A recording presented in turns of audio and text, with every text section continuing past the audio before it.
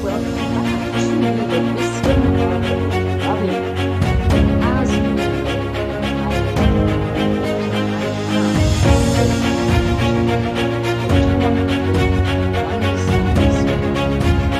and G100, just in case you don't know yet, is a movement of 100 women leaders. And I'm going to put it that way because we have 100 wings. Dr. Harbin Aurora is the initiator, the founder, the visionary of this movement. And in these wings, we have women working with women on a variety of aspects. That's what's called a wing. Even though we're saying it's women, we also have the Denim Club. We work with men. We work with anybody who's on the same path to empowering the world and everybody in it. With the G100 Oneness and Wisdom Wing, we're on a special mission led by Jennifer Randolph, our global chair and the Maverick CEO. We are really focused on uniting as one, co-creating, collaborating, and not just within G100, but everywhere. And with the start of this new podcast, show, whatever you'd like to call it, I have decided to first introduce all of the people who have volunteered, sometimes a little bit of pressure, to be advisors to me so that G100 Oneness and Wisdom Germany can be as powerful as possible. Today, one of those advisors is with me, and that is Denise O'Malley. Hi, Denise. Hi, Natalie. And let me just tell you a little bit, because it's not as much about the person as about their wisdom. I've met Denise a number of years ago when I was still living in the United States, and she is a groundbreaking, retired, reformed insurance person. She does a lot more than that, and she has better words than I do. But what I love about her is she came up with the idea of YouDefineWellness. And wellness has a number of aspects to it, not just the medical piece. And therefore, I know she holds a lot of wisdom based on her past as an insurance agent, based on creating a new business, based on sharing joy and also collaborating. And that's why I wanted her as an advisor and why I love talking with her. So, Denise, you already said hello. Yes. The topic of this show is the wisdom of loving. And it took me a long time to come up with that. So let me ask you, when you hear the title, The Wisdom of Loving, what do you think? What comes to mind? My initial thought, first of all, I thought it was genius. You know, we say, I love you. We say, oh, yes, I have great love for this. I love this hot dog. You know, I love this person. We throw the word love out all the time without really, oh, I just got goosebumps all through my head. We don't sit and think about loving the word. And the word loving to me can solve so many of the problems in the world. You know, there's so much hatred that's going on. There's so many cultural issues, non-acceptance of others and things like that. But the word loving is such an embrace to me of a philosophy and a way of living that it supersedes the word love itself. And it's really hard for me to put this into words because it was an aha moment. And oh, maybe that's the direction that we need to be going in this world. And I got to give kudos to Jennifer Randolph, because I had initially said the wisdom of love, and I was not quite happy with it. And then she made the suggestion to turn it into an action word, which of course now got that reaction. So loving, is there any wisdom in loving? I think there is. To me, the word loving is all about acceptance and accepting. We're not perfect human beings, as much as we might want to believe that we are, right? But we aren't, and neither is anyone else. And when we are loving someone, it is very much an acceptance. You don't have to agree all the time, but we can accept people for um, the fact that they have passions. I had an interaction on Facebook last week that could have gotten really, really nasty. And somebody took great issue with a post that I had made that was about world events happening, and that I was expressing my support to all of those who are dealing with the issues, because it's not something that personally is impacting my life with the people who I love in my life. Right. But it is certainly impacting the people surrounding me who share a lot of the cultural similarities and beliefs, and they're feeling things. So I made a post of support, and I had somebody who just really got into me, and how dare I show support for, do you know all the atrocities that they've done, blah, blah, blah, blah, blah. And I decided, my knee-jerk reaction was less than loving. And I decided to pull back and stop and say, okay, how can I accept this person? And I don't have to accept their beliefs, but I can accept them as a human being that obviously is passionate about their beliefs, and turn this situation around a little bit. And so I posted something. She then came back hotter than anything and just really laid into me. And I really spent a lot of time thinking about what my response was going to be, because it really was, I couldn't go with my knee-jerk response. I was absolutely going to alienate her and probably other people too. And I came back with a response that was just a broader view. This is my perspective in life of just that there are atrocities that happen all over the world.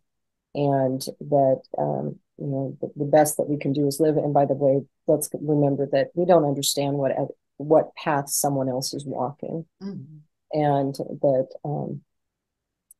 her response to me was really surprising. I think it's because of the tone of love and acceptance that I put out there.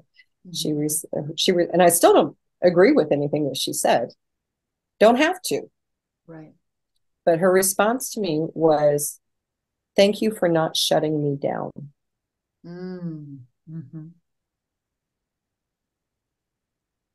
Yeah. I don't need to respond to her any further. We're done with the conversation. Right. But it was from this wisdom of loving, of me being aware of the fact that how I react to a situation, how I respond, how I share my worldviews is really important, for my own peace of mind. I would not have felt good if I had gone with my knee-jerk response. That is a part of me, but it's not what I want to put into the world. Yeah. So you mentioned that you saw that response, you had this knee-jerk reaction, not necessarily loving. No, it really wasn't. I think I have an idea, because we all get that, right? We're human, right? We have emotions. It's like, oh my God. You said, I think you said, you pulled back. So what's your process for withdrawing or reconnecting with that loving part, with the wisdom that I don't need to judge? I'm going to learn something here. How do you reconnect with that then? Well, I take the dog for a walk. Awesome. Animals help. It really does help. And when I'm driving, I call it windshield time. No music on, no sound, just me connecting with my thoughts and feelings and brain. Well, same thing happens when I'm walking the dog. I just really had to stop and and think about my response. What did I want to say out there? And also to consider what could possibly be the reaction to that. Mm-hmm. And is that the reaction that I wanted? Mm-hmm. This is so different than me 15, 20 years ago, even not even that long ago, where I would have gone with a knee-jerk response, and then I would have been stewing about it for a long time, and a relationship would have been shattered. And, you know, I didn't want the relationship to be shattered. And so it just really was stopping and thinking. And did I want to be angry? I didn't. I'm not happy being an angry person. I've been an angry person before. That serves me no good. It also serves no one around me or anyone I interact with. And we're interacting with thousands and thousands and thousands of people. If we're interacting on social media, right? Anybody can see these posts. Is that really the person I want them to know me to be? Mm-hmm. And part of it is I was raised to be Switzerland. I was raised, my mother always taught me to be a neutral party. Now, for years, I took that to be passive, and that's not what it means at all. It means to be able to see both sides, because there are three sides to every situation. There's yours, there's mine, and there's the truth somewhere in the middle. And that's also where the solution is. So that's where I try to go, is to that middle ground, to say, you're not always right, O'Malley. And while I disagree with what this person is saying, I admire their passion. I just disagreed with their approach to dealing with it. Well, I didn't want to make the same mistake in their approach. So I go back to Switzerland here and my neutral ground to be, okay, what is the solution that I think all of us can live with? And me especially, because I don't want to live angry.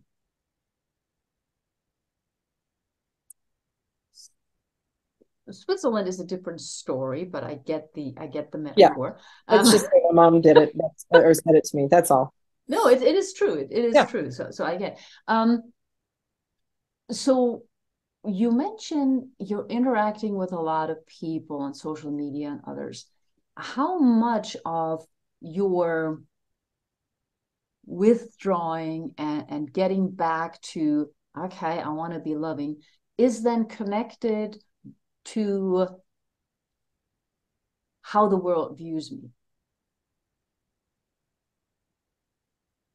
99.9999%. Okay. Why is that important? I have learned that I have a voice, and that people listen to me.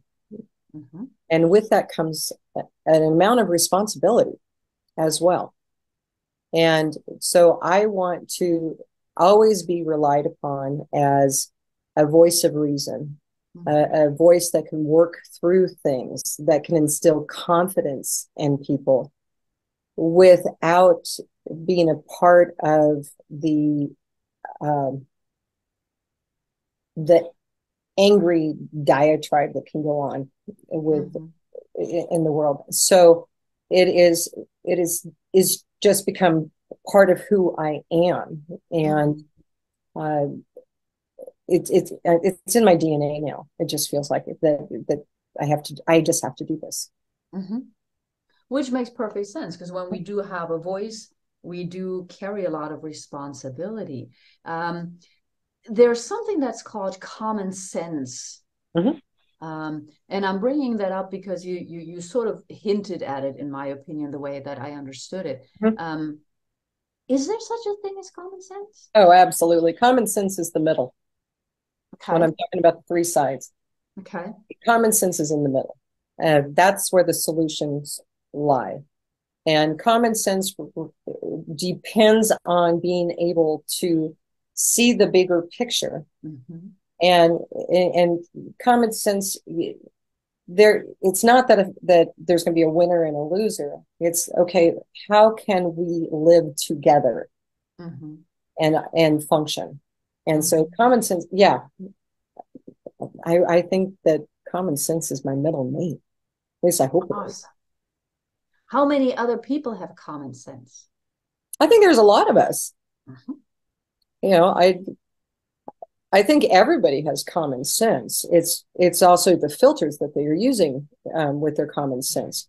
So somebody who is completely opposed in worldviews from me, their common sense may be different than mine, because they'll think that, oh, you're just so full of it. You don't know what the heck you're talking about. Right. That's kind of what I'm thinking about them too, probably. But you know, common sense means that you're willing and open to find an equitable solution. And I'm asking that question because if we're looking at the dictionary, common sense is one of the things that falls under wisdom. It is exactly how you just explained it.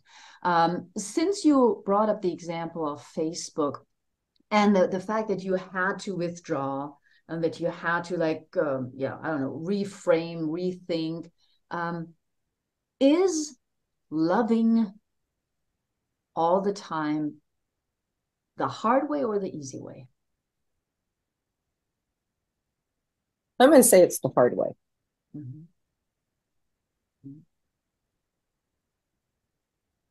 Loving takes work. And if we aren't willing to put in the work, we're going to go the easy way, which is self-centered. It's all about me. You know, loving really does, it pays off far greater, I think, but I don't see it as the easy way. And there are people in my world who would disagree with that. And they'll say, oh, if we all just love, everything will be right in the world. Oh, bull. Yeah, it's great that can you imagine a world where everybody was the same philosophy of loving? We hope we can find this middle ground, but yeah, it's utopia. Absolutely. We want this. We want there to be no war. We want there to be every child is fed and educated and nobody is murdered. And we want a world that doesn't have those things in it.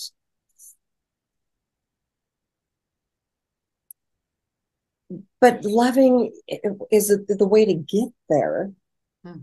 But it's not easy. Yeah. The knee-jerk reaction is much easier, isn't it? Well, it is. And loving encompasses so much more. It's than just, I want to say the opposite of loving is hating, right? I want to say hating is easy. It really is. It's pretty self-centered and, you can go about. Loving is the greater existence. It is the bigger world. It is the bigger community of who we all are. And it's going to take a little work. I think you now mentioned once or twice the idea of self-centered. How important is loving yourself? No, I think that's critical. Okay. Self-centered is not it's almost the opposite of loving yourself, right? There was a point in time in my life where I didn't love myself. It was pretty destructive. Depression that set in.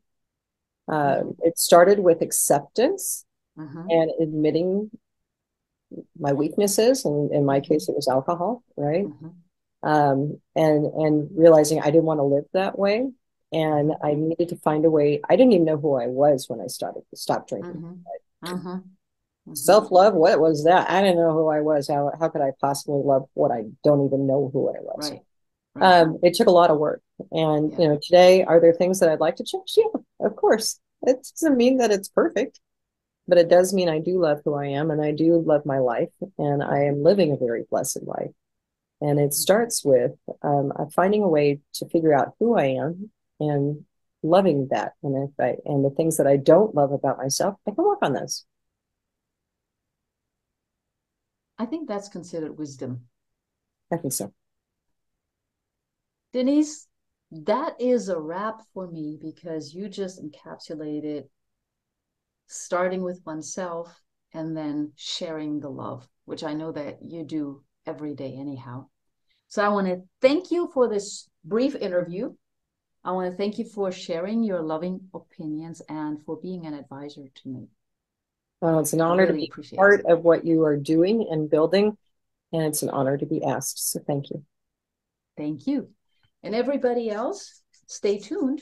There will be more thoughts and opinions on the wisdom of loving.